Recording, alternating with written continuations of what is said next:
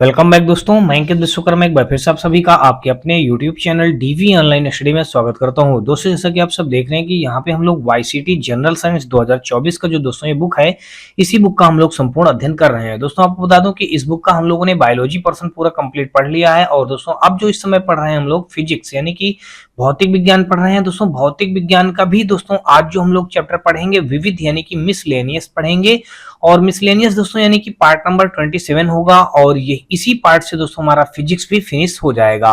अब इसके बाद दोस्तों हम लोग पढ़ेंगे केमिस्ट्री यानी कि इस बुक का हम लोगों ने बायोलॉजी सबसे पहले कंप्लीट पढ़ा है और अब दोस्तों जो कंप्लीट पढ़ चुके हैं यानी कि इसी पार्ट से हमारा कंप्लीट हो जाएगा फिजिक्स यानी कि भौतिक विज्ञान भी हमारा इसी पार्ट नंबर 27 से ये भी फिनिश हो जाएगा यानी समाप्त हो जाएगा।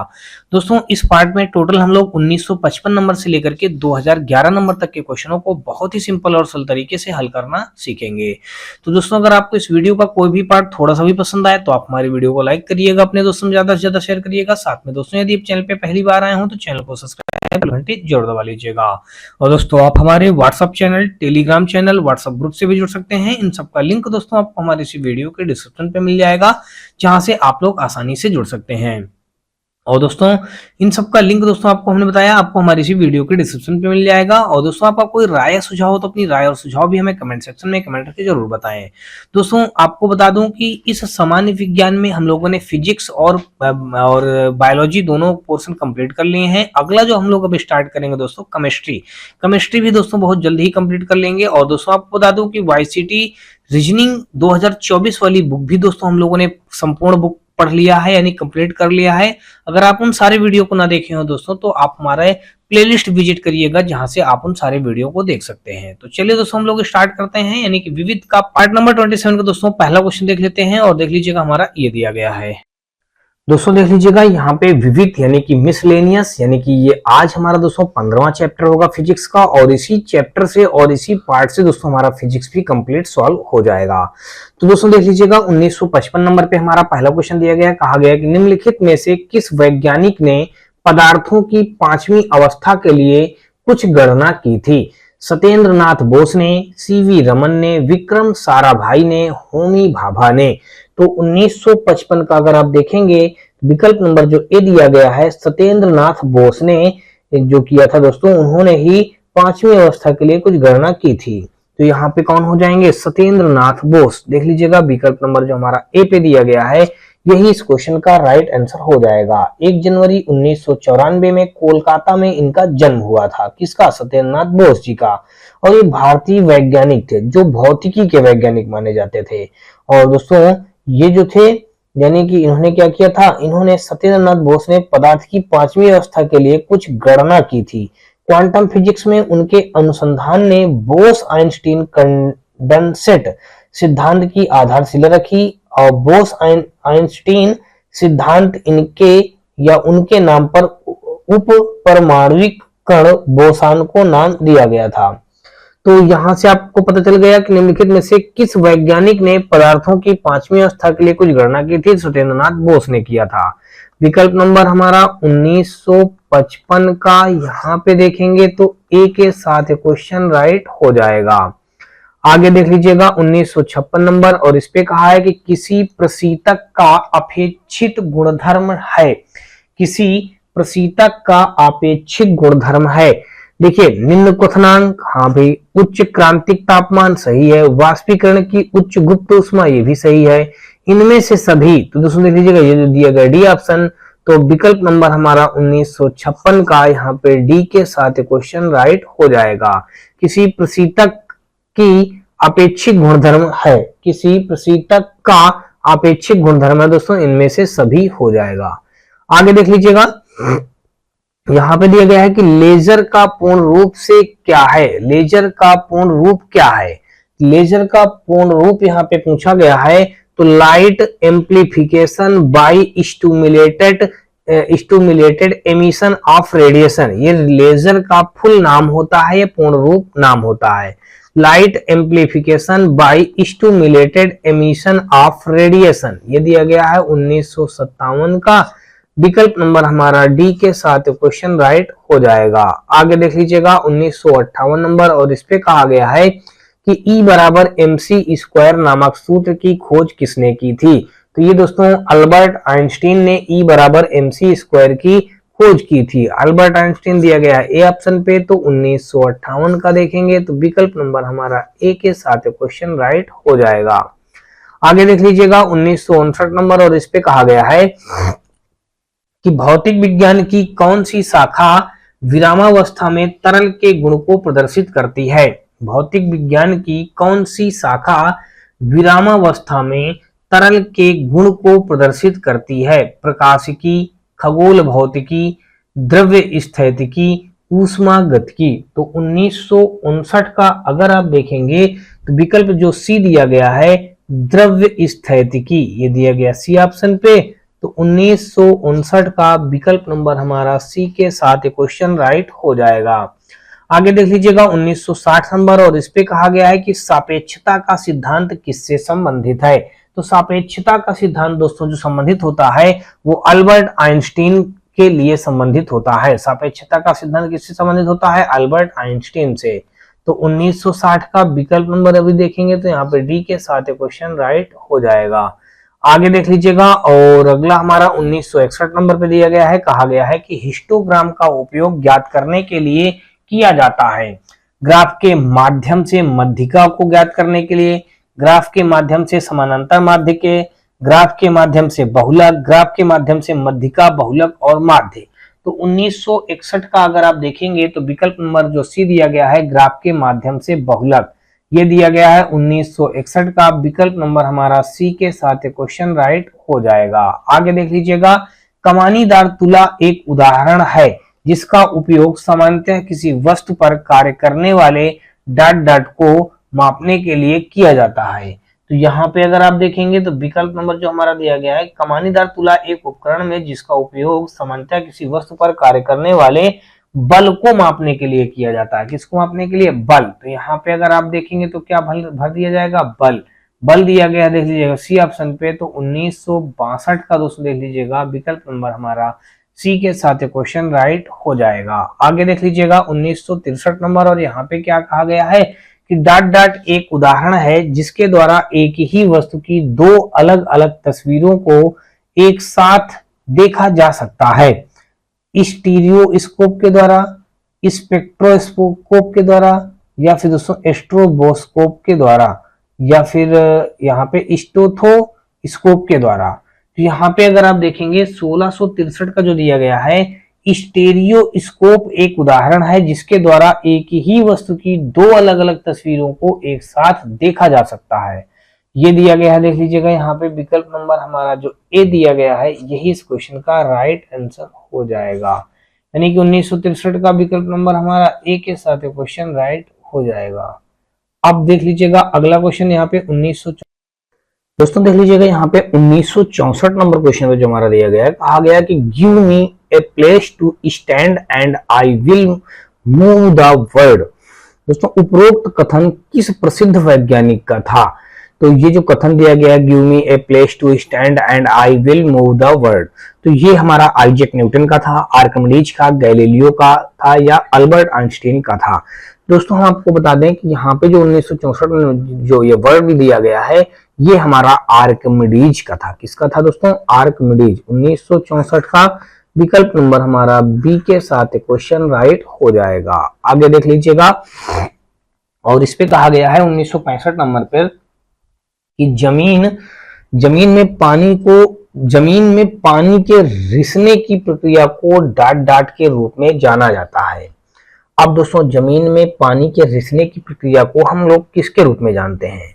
तो दोस्तों इसको हम इस्यंदन के रूप में जानते हैं। अंतः इस्यंदन देख लीजिए कहाँ पे दिया गया, बी ऑप्शन पे, तो बी ऑप्शन हमारा इस क्वेश्चन का राइट आंसर हो जाएगा। देख लीजिएगा यहाँ पे क्या दिया गया, अंतः इस्यंदन, ये बी ऑप्शन, यानी कि 1965 का विकल्प नंबर हमारा बी के साथ क्वेश्चन राइट हो जाएगा। आगे देख लीजिएगा 1966 नंबर, और इस पे हमारा कहा गया है कि निम्नलिखित में से कौन सा सिद्धांत और सौर ऊर्जा प्रणालियों से संबंधित है? निम्नलिखित में से कौन सा सिद्धांत और सौर ऊर्जा प्रणालियों से संबंधित है?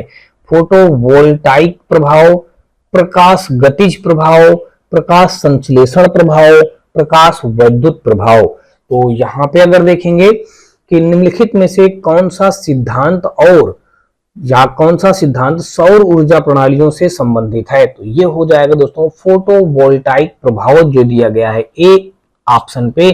तो यही इस क्वेश्चन का राइट आंसर बन जाएगा। आगे दोस्तों देख लीजिएगा, और अगला हमारा यहाँ पे 1967 नंबर पे दिया गया है। इस पे कहा गया है कि उस विश्व प्रसिद्ध वैज्ञानिक का नाम बताइए जिसे सापेक्षता के सिद्धांत थ्योरी ऑफ रिलेटिविटी के लिए जाना जाता है, यानी कि सापेक्षता के सिद्धांत के लिए जाना जाता है। कह रहा उस विश्व प्रसिद्ध वैज्ञानिक का नाम बताइए जिसे सापेक्षता के सिद्धांत के लिए जाना जाता है। तो वो जो दोस्तों हो जाएंगे, देख लीजिएगा, Thomas Alva Edison, Christiaan Barnard, Albert Einstein, John Dalton. तो हम दोस्तों आपको बता दें कि अल्बर्ट आइंस्टीन के द्वारा ही हम लोग सापेक्षता के सिद्धांत को जानते हैं या प्रतिपादित करते हैं।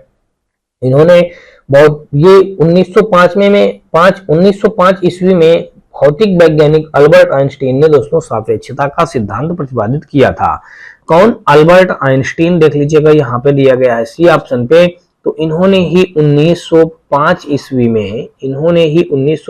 ईस्वी में सापेक्षता के सिद्धांत को प्रतिपादित किया था। कौन? अल्बर्ट आइंस्टीन ने 1905 ईस्वी में। ठीक है भाई। तो यहाँ पे 1967 का विकल्प नंबर हमारा सी के साथ क्वेश्चन राइट हो जाएगा। आगे देख लीजिएगा 1968 नंबर, और इसमें हमारा दिया गया है कि इनमें से किसे आधुनिक खगोल विज्ञान का जनक माना जाता है। इनमें से किसे आधुनिक खगोल विज्ञान का जनक माना जाता है? गैलीलियो या Galilei, Stephen Hawking, CV Raman, Vikram Sarabhai. तो दोस्तों आपको हम बता दें कि आधुनिक खगोल विज्ञान का जनक गैलीली को माना जाता है। ये दिया गया है विकल्प नंबर ए पे। तो यही हमारे खगोल शास्त्री वैज्ञानिक हो जाएंगे। कौन? गैलीलियो। इनका जन्म दोस्तों 15 फरवरी 1556 ईस्वी में, 15 फरवरी 1556 1564 ईस्वी में हुआ था। ठीक है ना, यानी कि इनका जन्म कब हुआ था? 15 फरवरी 1564 ईस्वी में इटली में हुआ था इनका जन्म। ठीक है, तो यहाँ पे आपने जान लिया आधुनिक खगोल विज्ञान का जो जनक है उसे हम मानते हैं किसको? गैलीलियो को। इनका जो जन्म हुआ था 15 फरवरी, देख लीजिएगा, 15 फरवरी 1564 ईस्वी में, 1564 ईस्वी में इटली में हुआ था। कहां पे हुआ था? इटली में हुआ था। और तो यहाँ पे 1968 का विकल्प नंबर हमारा ए के साथ क्वेश्चन राइट हो जाएगा। आगे देख लीजिएगा 1569 नंबर, और इस पे कहा गया है कि विद्युत स्थैतिक अवक्षेपित्र का प्रयोग इनमें से किसके नियंत्रण के लिए किया जाता है? विद्युत स्थैतिक अवक्षेपित्र का प्रयोग इनमें से किसके नियंत्रण के लिए किया जाता है? तो वायु प्रदूषण के लिए, ध्वनि प्रदूषण के लिए, दृश्य प्रदूषण के लिए, जल प्रदूषण के लिए। 1969 विकल्प नंबर जो हमारा हो जाएगा, यानी कि विद्युत स्थैतिक, देखिए विद्युत स्थैतिक अवक्षेपित्र का प्रयोग किसके नियंत्रण के लिए किया जाता है? तो वायु प्रदूषण के लिए किया जाता है। किसके लिए भाई किया जाएगा? वायु प्रदूषण के लिए इसका प्रयोग किया जाता है।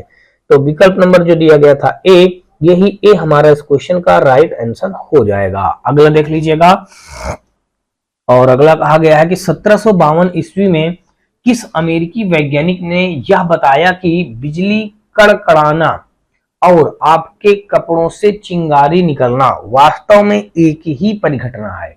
इसको किसने बताया था? थॉमस एडिसन ने, बेंजामिन फ्रैंकलिन ने, गैलीलियो ने, आर्किमिडीज ने। 1752 ईस्वी में अमेरिका के एक वैज्ञानिक थे जिन्होंने यह बताया कि जब बिजली कड़कड़ाती है और आपके कपड़ों से चिंगारी निकलती है तो वास्तव में इस परिघटना को किसने बताया था? तो इस परिघटना को बेंजामिन फ्रैंकलिन ने बताया था। यानी कि उन वैज्ञानिक का नाम क्या था? Benjamin Franklin. ये हमारे हो जाएंगे विकल्प नंबर बी। 1970 का बी ऑप्शन के साथ क्वेश्चन राइट हो जाएगा। आगे दोस्तों देख लीजिएगा, और अगला हमारा देख लीजिएगा, यहाँ पे दिया ये गया है, इस पे पूछा गया है, यदि एक जलती हुई मोमबत्ती को कांच के गिलास से ढका जाता है तो लौ कुछ समय बाद बुझ जाती है, इसका क्या कारण है। यदि एक जलती हुई मोमबत्ती को कांच के गिलास से ढका जाता है तो लौ कुछ समय बाद बुझ जाती है, इसका क्या कारण है। सीमित सल्फर की वजह से ढकी हुई मोमबत्ती कुछ समय बाद बुझ जाती है। फिर आगे दूसरा कहा गया है कि सीमित नाइट्रोजन की वजह से ढकी हुई मोमबत्ती कुछ समय बाद बुझ जाती है। सीमित कार्बन डाइऑक्साइड की वजह से ढकी हुई मोमबत्ती कुछ समय बाद बुझ जाती है। तो ये भी बात सही नहीं है, और सही हमारा क्या होगा, सीमित ऑक्सीजन की वजह से ढकी हुई मोमबत्ती कुछ समय बाद बुझ जाती है, यानी कि जो ऑक्सीजन यहाँ बताया गया ये बात हमारी राइट हो जाएगी। 1971 का विकल्प नंबर हमारा डी के साथ क्वेश्चन राइट हो जाएगा। आगे देख लीजिएगा, 1971 के बाद हम लोग देखेंगे 1972 नंबर, और इस पे हमारा देख लीजिएगा दिया गया है कि एमसीबी का पूर्ण रूप क्या है। एमसीबी का पूर्ण रूप क्या है, तो एमसीबी का पूर्ण रूप दोस्तों यानी पूरा मतलब जो नेम होता है मिनिएचर सर्किट ब्रेकर। देखिए एमसीबी का पूरा नाम होता है मिनिएचर सर्किट ब्रेकर। देखिए मिनिएचर सर्किट ब्रेकर जो देख लीजिएगा यहाँ पे दिया गया है, ये बी ऑप्शन पे मिनिएचर सर्किट ब्रेकर यानी कि 1972 का विकल्प नंबर हमारा क्या हो जाएगा, 1972 का विकल्प नंबर हमारा बी के साथ क्वेश्चन राइट हो जाएगा। मिनिएचर सर्किट ब्रेकर हमारा एमसीबी का पूर्ण नेम हो जाएगा। आगे दोस्तों देख लीजिएगा, अगला हमारा देख लीजिएगा क्या दिया गया भी, अगला दिया गया है कि भौतिक अनुसंधान प्रयोगशाला इनके द्वारा स्थापित की गई थी, इसके मित्रा द्वारा, सीवी रमन द्वारा, होमी भाभा द्वारा या विक्रम साराभाई द्वारा। तो भौतिक अनुसंधान प्रयोगशाला दोस्तों विक्रम साराभाई द्वारा स्थापित की गई थी। ये विकल्प हमारा दोस्तों कौन सा राइट हो जाएगा, डी। और कौन से सन में स्थापित किया गया था, 1947 ईस्वी में विक्रम साराभाई द्वारा ये भौतिक अनुसंधान प्रयोगशाला स्थापित की गई थी 1947 में। तो ये हो जाएगा हमारा देख लीजिएगा 1973 का विकल्प नंबर हमारा डी के साथ क्वेश्चन राइट हो जाएगा। आगे देख लीजिएगा 1974 नंबर, और इस पे कहा है कि निम्नलिखित में से कौन सा ऊर्जा कन्वर्टर नहीं है। निम्नलिखित में से कौन सा ऊर्जा कन्वर्टर नहीं है। दोस्तों हम आपको बता दें यहाँ पे ऊर्जा कन्वर्टर जो नहीं होगा वो सादा गिलास जो यहाँ पे दिया गया है वो हमारा ऊर्जा कन्वर्टर नहीं माना जाएगा, यानी कि 1974 का विकल्प नंबर सी के साथ क्वेश्चन राइट हो जाएगा। देखिए सादा गिलास ऊर्जा कन्वर्टर नहीं है, एक ऊष्मा कुचालन पदार्थ तथा कांच जंग प्रतिरोधी होते हैं, इसका प्रयोग घरेलू सामान के रूप में और वैज्ञानिक उपकरणों में किया जाता है। तो ये हमारा हो जाएगा ऊर्जा कन्वर्टर नहीं है, कौन नहीं है, सादा ग्लास नहीं है। चलिए आगे देख लेते हैं 1975 नंबर, और इस पे हमारा दिया गया है कि अल्बर्ट आइंस्टीन और सिगमंड फ्रायड ने एक पुस्तक लिखी जिसे शीर्षकित किया गया था टोटेम और टबू द्वारा, हिस्टीरिया पर अध्ययन द्वारा, सपनों की व्याख्या, युद्ध क्यों। तो अल्बर्ट आइंस्टीन और सिगमंड फ्रायड ने एक पुस्तक लिखी जिसे शीर्षकित किया गया था। तो जिसे शीर्षकित किया गया था तो इसमें क्या हुआ था, तो इसमें हुआ था युद्ध क्यों। इन्होंने ये पुस्तक लिखी थी युद्ध क्यों। ये जो दिया गया है 1975 का विकल्प नंबर हमारा डी के साथ क्वेश्चन राइट हो जाएगा। आगे दोस्तों देख लीजिएगा 1921 में क्या हुआ था, इन्हें नोबेल पुरस्कार से सम्मानित भी किया गया था, ठीक है ना। चलिए ये बातें आपको कंफर्म हो गई, और आगे देख लेते हैं 1976 नंबर, और इस पे हमारा देख लीजिएगा दिया गया है कि डाट में लेजर तकनीकी यानी कि लेजर टेक्नोलॉजी का प्रयोग नहीं किया जाता है। डाट में लेजर तकनीक का प्रयोग नहीं किया जाता है। तो दोस्तों बारकोड रीडिंग में, कटिंग और ड्रिलिंग में, माइक्रोवेव ओपन में या फिजियोथेरेपी में। तो हम आपको दोस्तों बता दें कि माइक्रोवेव ओपन में लेजर तकनीकी का प्रयोग नहीं किया जाता है।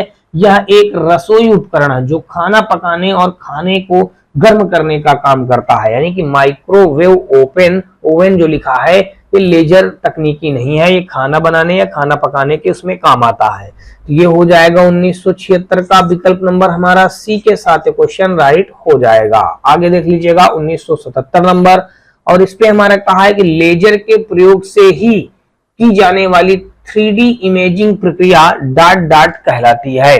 फिर समझिएगा 1977 में कहा है कि लेजर के प्रयोग से ही की जाने वाली 3D इमेजिंग प्रक्रिया डॉट डॉट कहलाती है।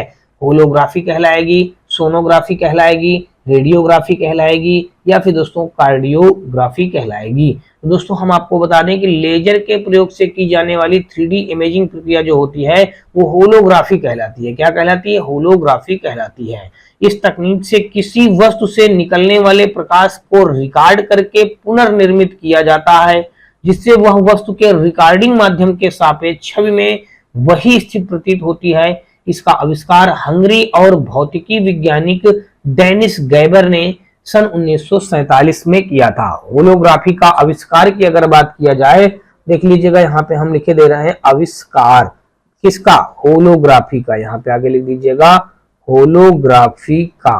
देखिए हमने यहाँ पे लिख दिया होलोग्राफी का आविष्कार दोस्तों किसने किया था? तो इसका आविष्कार दोस्तों हमने बताया कि हंगरी और डेनिस गैबर ने किया था। हंगरी, देख लीजिएगा यहाँ पे हम लिखे दे रहे हैं हंगरी और डेनिस। देखिए हम यहाँ पे क्या लिखेंगे?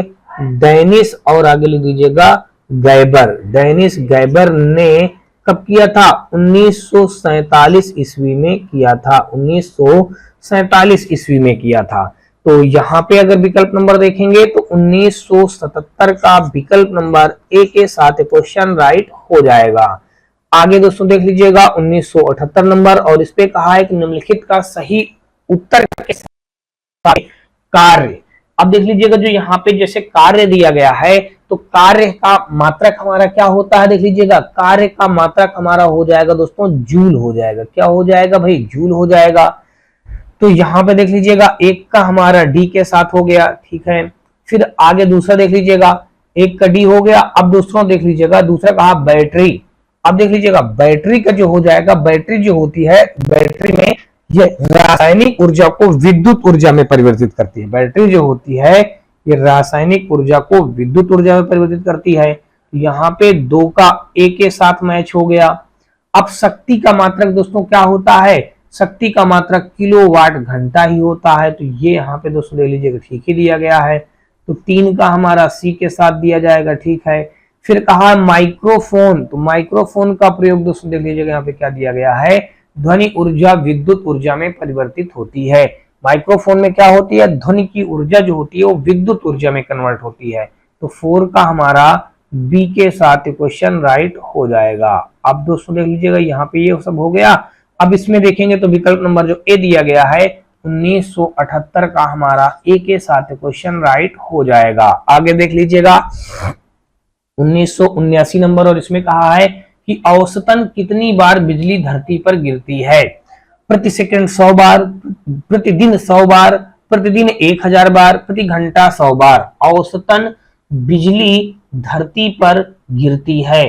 तो प्रति सेकंड 100 बार, सोच लीजिएगा कितनी बार बिजली गिरती है? औसतन प्रति सेकंड 100 बार बिजली धरती पर गिरती है। ये दिया गया है हमारा विकल्प नंबर ए पे। तो ए ऑप्शन हमारा इस क्वेश्चन का राइट आंसर हो जाएगा। औसतन बिजली औसतन कितनी बार बिजली धरती पर गिरती है? तो प्रति सेकंड 100 बार गिरती है। तो ये दोस्तों विकल्प नंबर हमारा यहाँ पे ए के साथ क्वेश्चन राइट हो जाएगा। आगे देख लीजिएगा 1980 नंबर, कहा गया कि MRI किसका संक्षिप्त रूप है? अभी आपको मैंने कल इसके बारे में बताया था कि MRI किसका संक्षिप्त रूप है। तो ये मैग्नेटिक रेसोनेंस इमेजिंग का हमारा ये मतलब इसका क्या है? ये संक्षिप्त रूप है। देख लीजिएगा दिया गया बी ऑप्शन पे मैग्नेटिक रेसोनेंस इमेजिंग, यानी कि 1980 का विकल्प नंबर हमारा बी के साथ क्वेश्चन राइट हो जाएगा। MRI किसका संक्षिप्त रूप है?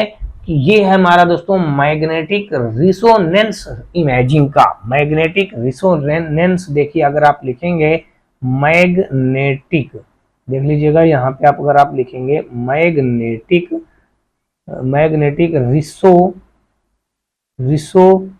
रिसोनेंस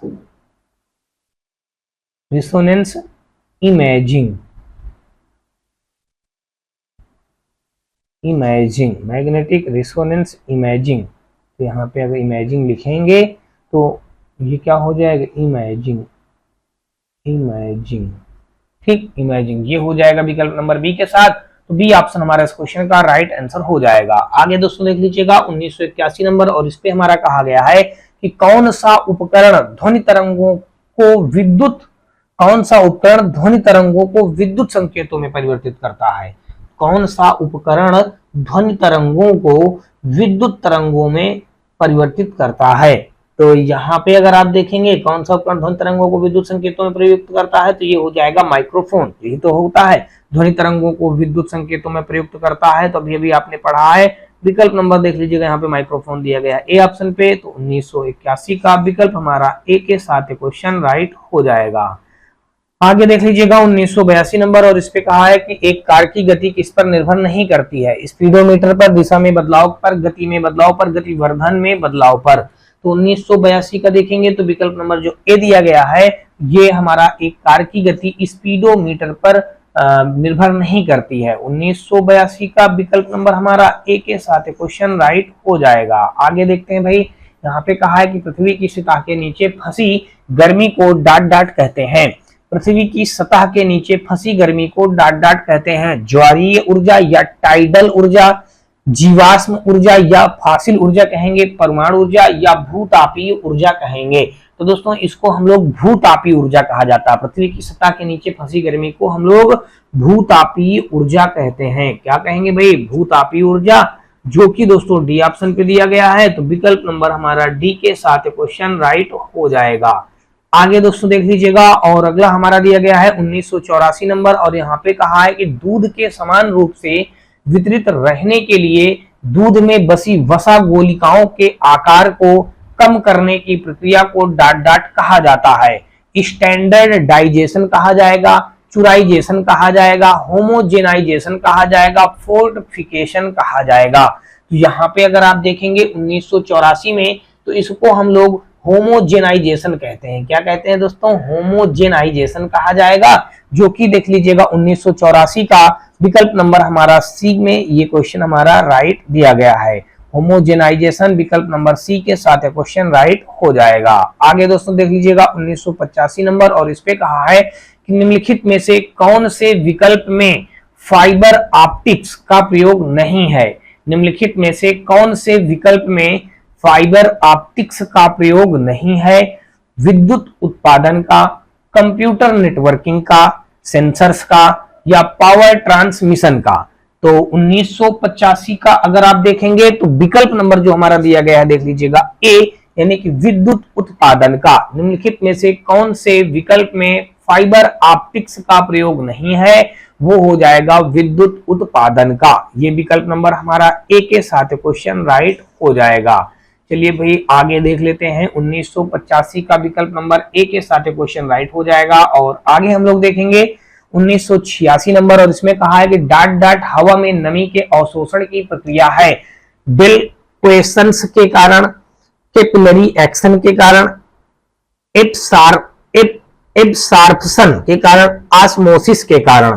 तो 1986 का विकल्प नंबर जो ए दिया गया है डिल्क्वेशंस, देखिए क्या दिया गया है, डिल्क्वेशंस के कारण। देख लीजिएगा यहाँ पे दिया गया है ए ऑप्शन डिल्क्वेशंस।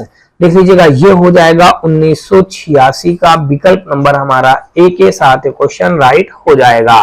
डाट डाट हवा में नमी के अवशोषण की प्रक्रिया है डिल्क्वेशंस। यहाँ पे ए ऑप्शन हमारा इस क्वेश्चन का राइट आंसर हो जाएगा। और आगे दोस्तों देख लीजिएगा, और अगला हमारा यहाँ पे दिया गया है, कहा गया है कि जीपीएस का पूरा नाम क्या है। देखिए जीपीएस का अगर पूरा नाम आप जानेंगे तो इसका क्या होता है, ग्लोबल प्राइम सिस्टम। तो नहीं भाई ये गलत है, ग्लोबल प्राइम सिस्टम जीपीएस का पूरा नाम नहीं है। ग्लोबल पीस ये भी सही नहीं है। ग्लोबल पोस्टल सिस्टम ये भी सही नहीं। ग्लोबल पोजिशनिंग सिस्टम, ये डी ऑप्शन हमारा बिल्कुल राइट हो जाएगा। ग्लोबल पोजिशनिंग सिस्टम, देख लीजिएगा इसका राइट जो आंसर होगा हमारा ग्लोबल पोजिशनिंग। देखिए ग्लोबल अगर लिखे हम GLOBAL, ग्लोबल पोजिशनिंग, देखिए पोजिशनिंग देखिए ONING, global positioning system SYSTEM, global positioning system, ये हो जाएगा हमारा डी ऑप्शन। डी ऑप्शन दिया गया है 1987 में, हमारा डी ऑप्शन ये हमारे इस क्वेश्चन का राइट आंसर हो जाएगा। और आगे अगर आप देखेंगे दोस्तों, देख लीजिएगा हमारा 1988 नंबर, और इस पे कहा है कि चंद्रशेखर सीमा किस पर लागू होती है? सितारों पर, ज्वालामुखी पर, प्रकाश की गति पर, वनस्पति जीवन पर। चंद्रशेखर सीमा किस पर लागू होती है? तो 1988 का अगर आप देखेंगे तो चंद्रशेखर सीमा किस पर लागू होती है? तो ये सितारों पर लागू होती है। कहां पे लागू होती है 1988 का? विकल्प नंबर हमारा ए पर लागू होती है। चंद्रशेखर सीमा किस पर लागू होती है? तो ये सितारों पर लागू होती है दोस्तों। विकल्प नंबर हमारा ए के साथ क्वेश्चन राइट हो जाएगा। आगे दोस्तों देख लीजिएगा, और अगला हमारा दिया गया है, कहा गया है कि लेजर इंटरफेरोमीटर ऑब्जर्वेटरी हाल ही में खबरों में क्यों था? देखिए, लेजर इंटरफेरोमीटर ऑब्जर्वेटरी हाल ही में खबरों में क्यों था? मंगल ग्रह में पानी की खोज के कारण ये खबरी में था, या हीरे से भरे सितारों की खोज के कारण था, गुरुत्वाकर्षण लहरों की खोज के कारण था, या बिग बैंग सिद्धांत को गलत साबित करने के लिए था? तो दोस्तों हम आपको बता दें कि लेजर इंटरफेरोमीटर ऑब्जर्वेटरी हाल ही में खबरी में क्यों था? तो ये गुरुत्वाकर्षण के लहरों की खोज के कारण था, यानी कि 1989 का विकल्प नंबर हमारा सी के साथ क्वेश्चन राइट हो जाएगा। अगला दोस्तों देख लीजिएगा, और अगला हमारा यहाँ पे देख लीजिएगा दिया ये गया है, इस पे कहा गया है 1990 नंबर पे। अब दोस्तों देख लीजिएगा 1990 नंबर में कहा गया है कि गर्मी और तापमान और उसके ऊर्जा और काम से संबंधित भौतिकी की शाखा को क्या कहा जाता है? क्वांटम भौतिकी कहा जाएगा, ऊष्मा प्रवैगिकी कहा जाएगा, खगोल भौतिकी कहा जाएगा, या फिर कण भौतिकी कहा जाएगा? 1990 का अगर देखेंगे तो विकल्प यहां पे जो हमारा दिया गया है बी ऑप्शन, ऊष्मा प्रवैगिकी कहा जाएगा। क्या कहा जाएगा भाई? ऊष्मा प्रवैगिकी। देख लीजिएगा 1990 का विकल्प नंबर हमारा बी के साथ क्वेश्चन राइट हो जाएगा। आगे देख लीजिएगा 1991 नंबर, और इस पे हमारा कहा गया है कि वह कौन सा उपकरण है जो ऊर्जा के एक रूप को दूसरे रूप में परिवर्तित कर देता है? आमतौर पर एक सिग्नल ऊर्जा के रूप में को दूसरे सिग्नल में बदल देता है। ट्रांसमीटर, एम्पलीफायर, ट्रांसड्यूसर या रिपीटर। तो दोस्तों वह कौन सा उपकरण है जो ऊर्जा के एक रूप को दूसरे रूप में परिवर्तित कर देता है, आमतौर पर एक सिग्नल ऊर्जा के रूप में दूसरे सिग्नल में बदल देता है? तो ये हो जाएगा 1991 का अगर आप देखेंगे तो विकल्प नंबर जो हमारा जो सी दिया गया है, ट्रांसड्यूसर, यही इस क्वेश्चन का राइट आंसर हो जाएगा। ये क्या करता है? ये जो ऊर्जा को एक रूप से दूसरे रूप में परिवर्तित कर देता है। कौन? ट्रांसड्यूसर। ये दिया गया है सी ऑप्शन पे, तो विकल्प नंबर हमारा 1991 का सी के साथ क्वेश्चन राइट हो जाएगा। आगे देख लीजिएगा 1992 नंबर में, यहाँ पे कहा गया किसी गर्म भट्टी से उत्सर्जित विकिरण होता है। किसी गर्म भट्टी से उत्सर्जित विकिरण होता है। एक्स किरणें, माइक्रोवेव, अवरक्त और परावैगनी। तो दोस्तों हम आपको बता दें कि गर्म भट्टी से उत्सर्जित विकिरण जो होता है वो अवरक्त होता है। ये दिया गया है सी ऑप्शन पे, तो 1992 का विकल्प नंबर हमारा सी के साथ क्वेश्चन राइट हो जाएगा। आगे देख लेते हैं भाई 1993 नंबर, और इस पे कहा गया है कि समुद्र में निम्न में से कौन सी ऊर्जा पाई जाती है?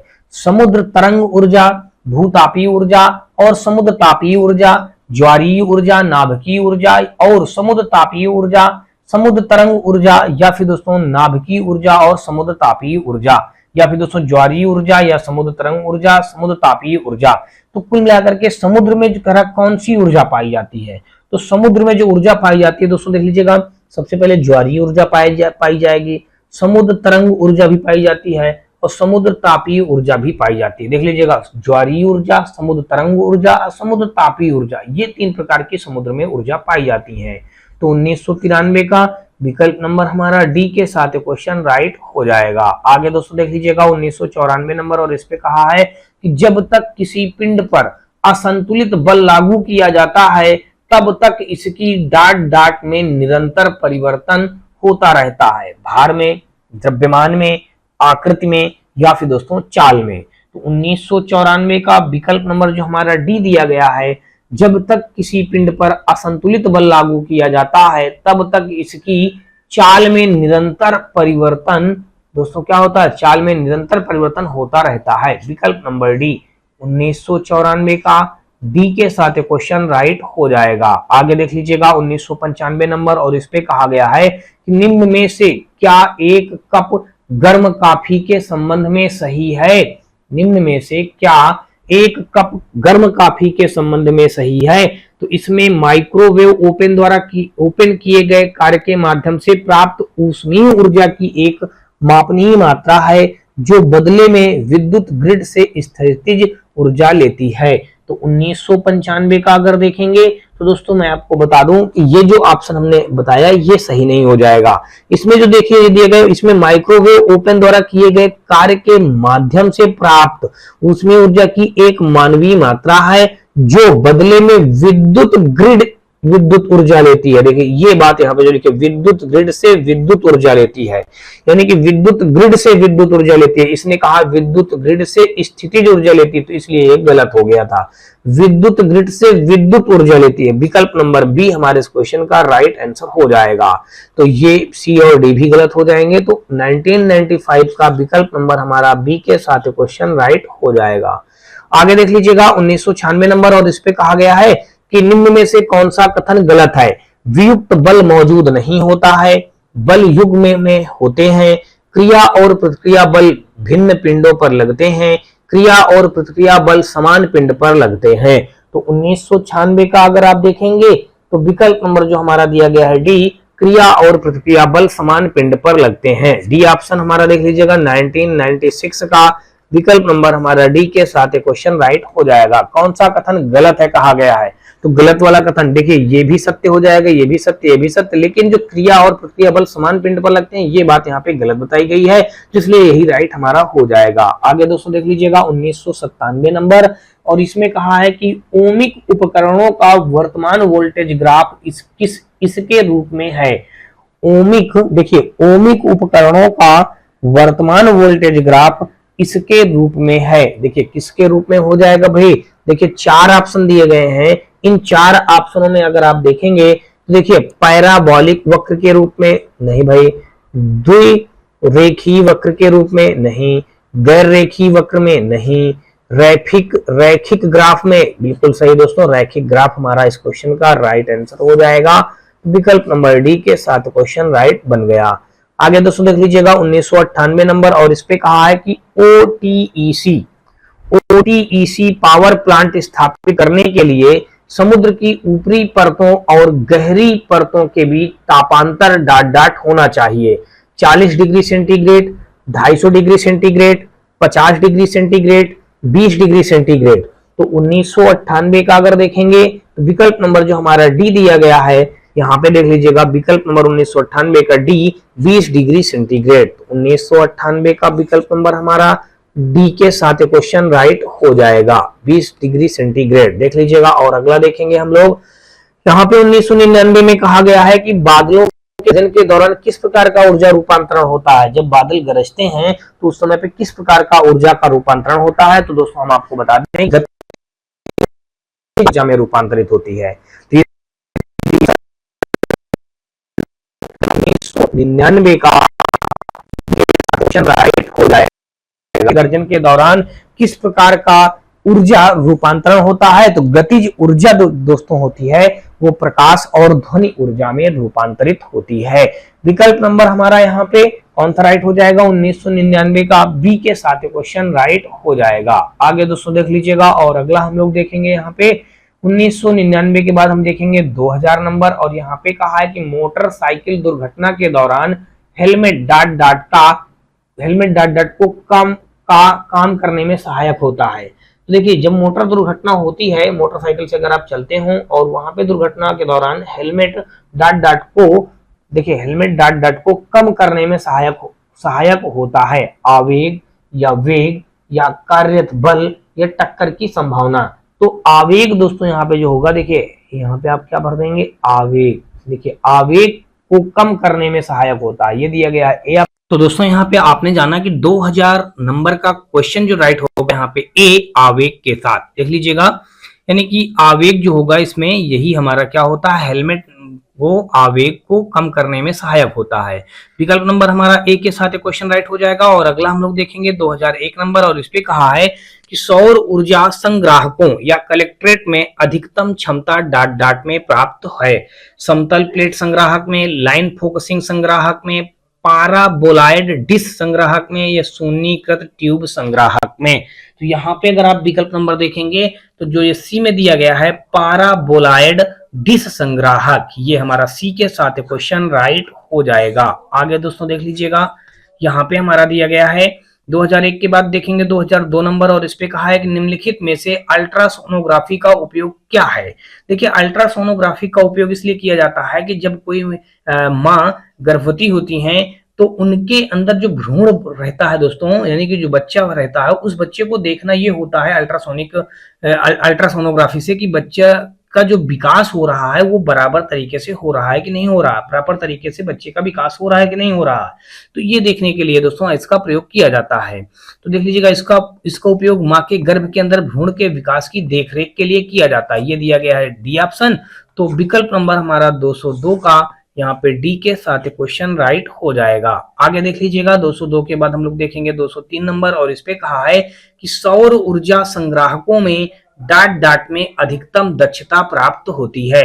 Evacuated tube collector, line focusing collector, flat plate collector, parabolic disc collector. तो यहाँ पे अगर आप देखेंगे 2003 का जो विकल्प नंबर जो हमारा हो जाएगा दोस्तों, देख लीजिएगा यहाँ पे जो हो जाएगा, ये इस क्वेश्चन का जो राइट आंसर बनेगा डी, पैराबोलिक डिस्क कलेक्टर, यानी कि सौर ऊर्जा संग्राहकों में पैराबोलिक डिस्क कलेक्टर में अधिकतम दक्षता प्राप्त होती है।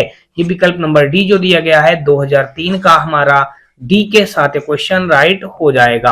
आगे दोस्तों देख लीजिएगा, और यहाँ पे हमारा कहा गया है 2004 नंबर पे कि एक पेड़ की शाखा पर बैठा बंदर अचानक नीचे जमीन पर गिर पड़ता है, या किस नियम का उदाहरण है। तो ये होता है दोस्तों, आपको बता दूं कि ऊर्जा संरक्षण का नियम के अकॉर्डिंग ऐसा होता है।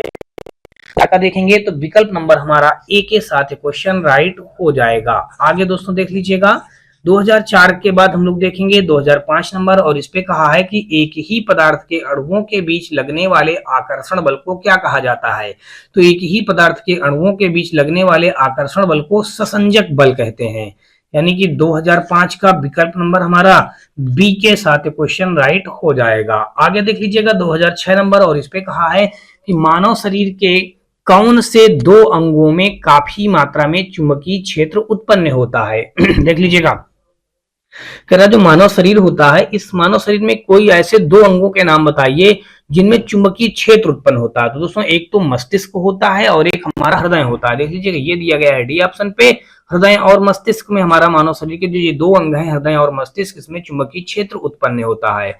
यानी कि 2006 का देखेंगे तो विकल्प नंबर हमारा डी के साथ क्वेश्चन राइट हो जाएगा। आगे दोस्तों देख लीजिएगा 2007 नंबर, और इस पे कहा गया है कि इनमें से कौन सा रंग दो प्राथमिक रंगों के संयोजन से निर्मित नहीं हुआ है। इनमें से कौन सा रंग दो प्राथमिक रंगों के संयोजन से निर्मित नहीं हुआ है। नारंगी, हरा, बैगनी, नीला। तो नीला दोस्तों देख लीजिएगा हमारा दिया गया है डी ऑप्शन पे। तो 2007 का विकल्प नंबर हमारा डी के साथ क्वेश्चन राइट हो जाएगा। आगे दोस्तों देख लीजिएगा 2008 नंबर पे कहा गया है निम्नलिखित में से कौन सा विकल्प सुमेलित नहीं है। तो दोस्तों हम आपको बता दें कि कंपास नेविगेशन के लिए प्रयोग किया जाता है और उत्तर दक्षिण दिशाओं को इंगित करता है। तो यहाँ पे अगर आप देखेंगे तो ये तो बात सही है, तो सही सुमेलित है, लेकिन साइक्लोट्रॉन जो होता है छोटे परमाणु वाले चक्रवातों को मापता है, ये यहाँ पे गलत दिया गया है। तो विकल्प हमारा जो हो जाएगा यहाँ पे अगर देखेंगे तो ये भी सही सुमेलित है, ये भी सही सुमेलित है, लेकिन 2008 का अगर देखेंगे तो बी वाला विकल्प हमारा सही सुमेलित नहीं है, यही राइट हो जाएगा। आगे दोस्तों देख लीजिएगा 2009 नंबर, और इसमें कहा है कि निम्नलिखित में से किसमें परिवर्तन करके किसी पदार्थ को एक अवस्था / रूप से दूसरे में परिवर्तित किया जा सकता है। आयतन में, घनत्व में, आकार में, या फिर दोस्तों तापमान में। तो ये जो हो जाएगा निम्नलिखित में से किसमें परिवर्तन करके किसी पदार्थ को एक अवस्था के रूप से दूसरे में परिवर्तन किया जा सकता है, ये हो जाएगा तापमान। तो 2009 का विकल्प नंबर हमारा डी के साथ क्वेश्चन राइट हो जाएगा। आगे दोस्तों देख लीजिएगा, और यहाँ पे हमारा दिया गया है 2010 नंबर, और इस पे कहा है किसके मापन के दौरान कोरोट काफ ध्वनियां सुनी जा सकती हैं। तो रक्तचाप के द्वारा देख लीजिएगा, रक्तचाप के मापन पे हम लोग कोरोट काफ ध्वनियां सुनी जा सकती हैं। किसमें? रक्तचाप मापन के द्वारा। तो 2010 का विकल्प नंबर हमारा सी के साथ क्वेश्चन राइट हो जाएगा। और दोस्तों आज का ये हमारा दोस्तों आज के इस पार्ट का और इस पूरे फिजिक्स पार्ट का हमारा ये अंतिम क्वेश्चन होगा। देखते हैं दोस्तों इस अंतिम क्वेश्चन को, देख लीजिएगा यहाँ पे दिया ये गया है। इस पे कहा गया है कि हाल ही में कौन सी खोज विज्ञान के क्षेत्र में एक बड़ी सफलता के रूप में मानी जाती है।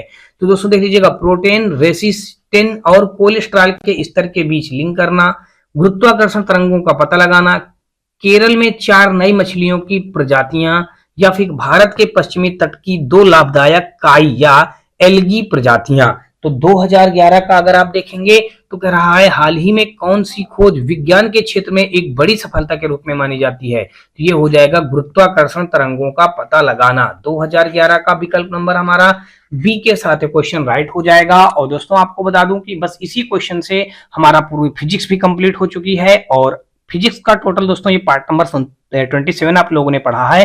दोस्तों हम आपको बता दें कि फिजिक्स हमारा 27 पार्टों में पूरा कंप्लीट हो चुका है। इसके पहले हम लोगों ने बायोलॉजी पूरा कंप्लीट पढ़ लिया। अब जो पढ़ेंगे दोस्तों यहाँ पे केमिस्ट्री पढ़ेंगे। तो दोस्तों अगर आपको इस वीडियो का कोई भी पार्ट थोड़ा सा भी पसंद आए तो आप हमारी वीडियो को लाइक करिएगा, अपने दोस्तों में ज्यादा से ज्यादा शेयर करिएगा। साथ में दोस्तों यदि चैनल पे पहली बार आए हो तो चैनल को सब्सक्राइब कर घंटी जरूर दबा लीजिएगा। और दोस्तों आप हमारे WhatsApp channel, Telegram channel, WhatsApp group से भी जुड़ सकते हैं। इन सबका लिंक दोस्तों आपको हमारी इस वीडियो के डिस्क्रिप्शन पे मिल जाएगा, जहां से आप लोग आसानी से जुड़ सकते हैं। चलिए दोस्तों हम लोग मिलते हैं नेक्स्ट पार्ट में। दोस्तों यहीं से हमारा फिजिक्स पूरा कंप्लीट हो रहा है। और अगला हम लोग दोस्तों जल्दी ही पढ़ेंगे। अब हम लोग रसायन विज्ञान यानी कि केमिस्ट्री स्टार्ट करेंगे। तो केमिस्ट्री पढ़ लेते हैं दोस्तों, तो क्या होगा कि हमारी सारी साइंस कंप्लीट हो जाएगी। तो चलिए दोस्तों मिलते हैं नए पार्ट में, नए कोई अध्याय के साथ। तब तक के लिए दोस्तों जय।